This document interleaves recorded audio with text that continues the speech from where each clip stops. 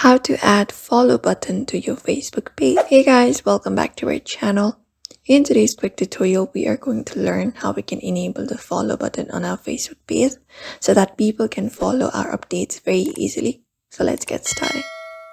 So we open up the Facebook application on our phone for that and select the page that you want to edit. And you can go to the page settings. So open up your page, and once you've opened it up, we can just go over and look out for page settings. We can just go and select the menu in the top left and access our settings and privacy and select settings.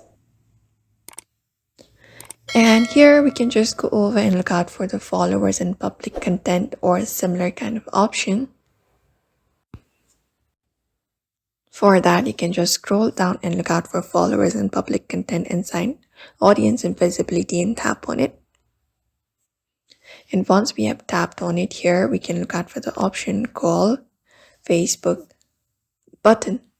So here, first of all, once you are in the settings available, you can turn on allow people to follow your page. So you can select who can follow your page, and you can set it to public and tap on save of the changes. Make sure the visibility is set to public.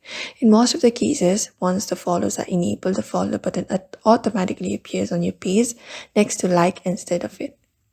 And you just need to go over and follow out this method. If there is another option for Facebook follow button, you can turn it on, but usually just doing so will enable that option easily when other people will be viewing your profile.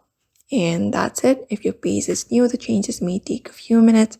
Page must be public to follow for the follow option to work, and that's it. That's how we can enable or add the follow button. So if you want more followers, you can switch your page to follow first mode so that your followers can see your updates more often. So that's it, everybody. Give this video a like and subscribe for more tips and tutorials.